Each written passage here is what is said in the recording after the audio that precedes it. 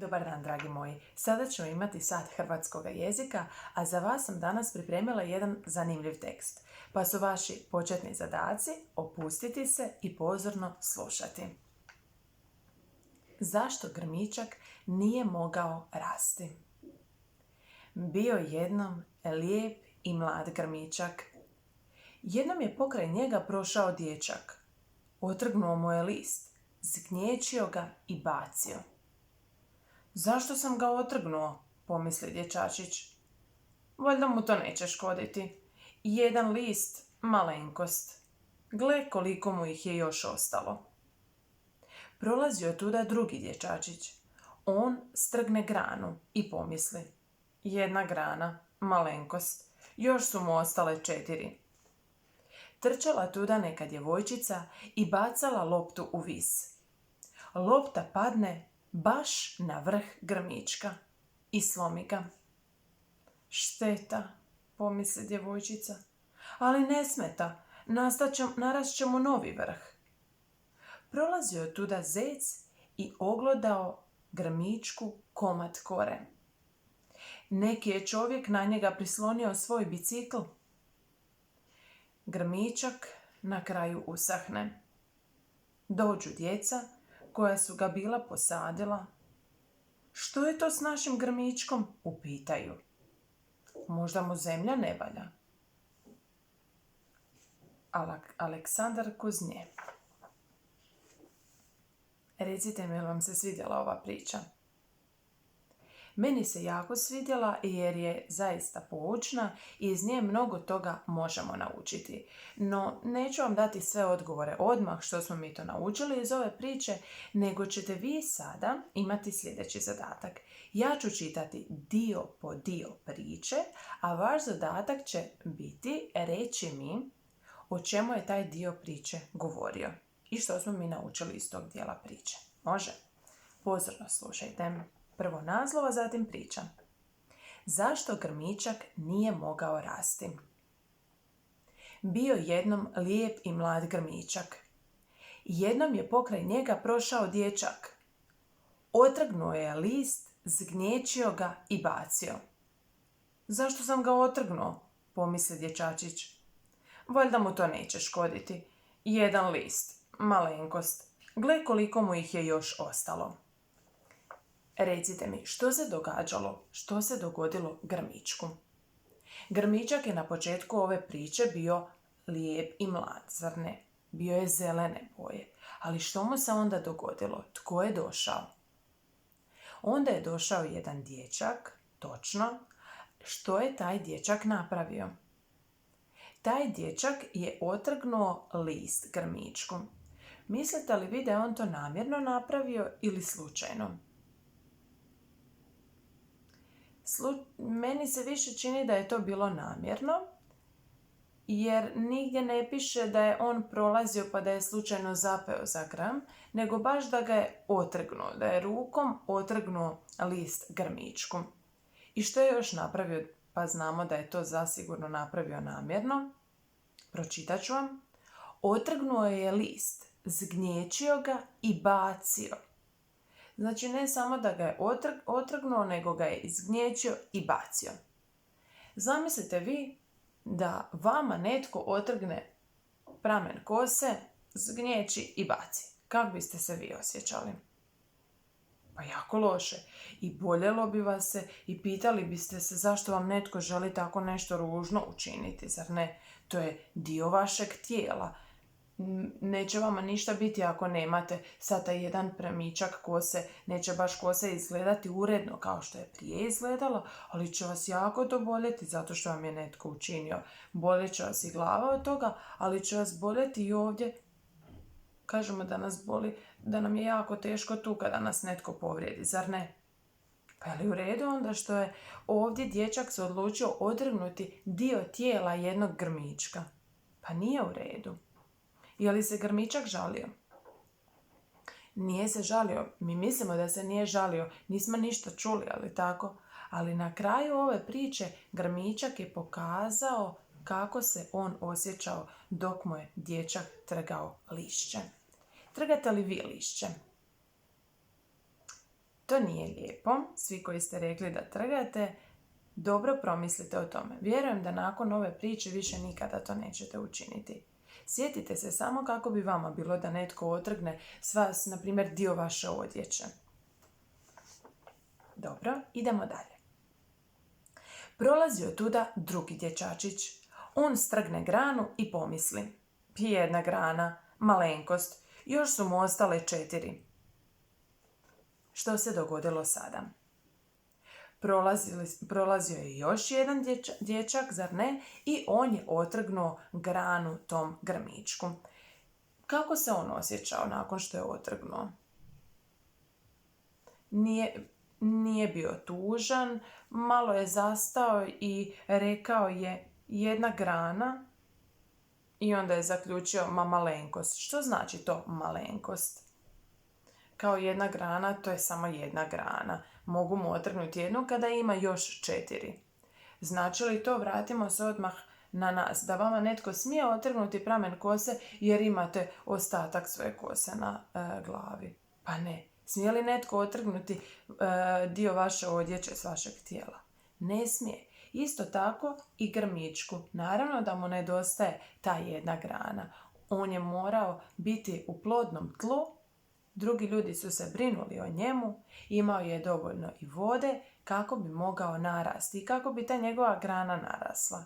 A sada netko dođe i samo to otrgne, ne mareći za sav trud koji su uložili drugi kako bi taj grm narastao. Čitajmo dalje. Trčala tuda neka djevojčica i bacala loptu u vis. Lopta padne baš na vrh grmička i slomi ga. Šteta, pomisli djevojčica, ali ne smeta, narast će mu novi. Što se sada dogodilo?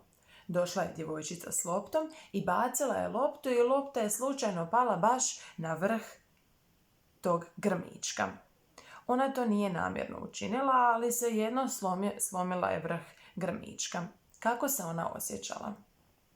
Isprva je bila tužna jer, pročitali smo, rekla je šteta. Ali odmah je ona našla razlog zašto ipak to nije nešto loše što je ona učinila i rekla narast ćemo novi. Naravno da je uvijek dobro razmišljati, pozitivno misliti kako ćemo mi nešto popraviti, a ne biti tužni. Moramo se boriti da nam bude što ljepše. Ali svejedno, ona je trebala reći da, pogriješila sam, moram biti puno opreznija. Od sada pa nadalje brinut ću se o tom grmičku, zaljevat ću ga kako bi se ja njemu ispričala. Mogla je tako nešto učiniti, a ne samo reći nema veze, narast će mu novi. Recite mi, jeste li vi nekada slučajno uništili nekakvu biljku? Ne mora biti grmičak, može to biti i neki cvijet. Vjerujem kako su sada neki spomenuli da su brali vjesnike proljeća. Sjetimo se, vjesnike proljeća ne smijemo brati. Njih moramo čuvati kako bi uljepšavali prirodu i za druge koji hodaju njom. Dobro, još malo i kraj, poslušaj pozorno. Prolazio tuda zec i ogledao grmičku komad kore. Neki je čovjek na njega prislonio svoj bicikl. Grmičak na kraju usahne. Dođu djeca koja su ga posadila. Što je to s našim grmičkom? Upitaju. Možda mu zemlja ne valja? Aleksandar Kuznje. Što se dogodilo? Prije nego što mi odgovorite, možda ste malo zabrinuti jer neke riječi baš niste shvatili. Znate li svi što znači oglodao? Zec gloda znači da je pojeo taj komad kore grmičku. I znate li vi što znači riječ usahne? Grmičak na kraju usahne, znači da je uvenuo, da više nije bio zelene boje, da je promijenio boju, postao je žut, polako se počeo sušiti i više nije rastao. Dobro. Isto se može dogoditi i s nekim cvijetom i sa ostalim biljkama. Što se dogodilo, recite mi sada? Na kraju što se dogodilo? Na kraju je grmičak usahnuo, uvenuo je, ali tko mu je još naudio nakon djevojčice? Došao je zec i pojeo je dio njegova tijela, zamislite. I zec ništa nije rekao. Ništa nije pomislio. A onda je još neki čovjek prislonio i bicikl na njega. Recite mi, jel vi tako prislanjate bicikli svugdje? Na grm, na nekakvo cvijeće? Radite li to? Ako prislonite nekada svoj bicikl na drvo, neće se njemu ništa strašno dogoditi. Ali nekako uvijek gledajte na te biljke, one nama život daju. One uljepšavaju prirodu, daju nam lijep zrak, zar ne? Puno je ljepše hodati prirodom i udisati zrak u prirodi nego šetati se trgom gdje imamo mnogo zgrada oko nas, zar ne? Pa moramo neku zahvalnost onda dati tom drveću. Ne trebamo naslanjati tako predmete na nešto što nam je važno. Zamislite da netko nasloni bicikl na vas. Pa nije baš lijepo, zar ne? I recite mi na kraju što je značila poruka možda mu zemlja ne valja. Djeca koja su ga posadila i vidjela da je on uvenuo, rekla su možda mu zemlja ne valja. Oni su se pitali možda je to do zemlje. Ali ne, dragi moji, to nije bilo do zemlje. To je bilo do svih onih dječaka, djevojčica, zeca i čovjeka koji su naudili toj biljci, našem grmičku. Naša zemlja nama mnogo znači. Zašto nama zemlja mnogo znači? Baš ova zemlja gdje se sadi grmičak, gdje je bio posađen grmičak. Mnogo nam znači jer u zemlju možemo posaditi različito povrće i različito voće koje može narasti i mi se možemo nahraniti. Ako nam zemlja toliko toga dobroga pruža, je li u redu da se mi onda tako ponašamo prema biljkama koje su izrasle baš zahvaljujući toj zemlji? Nije u redu.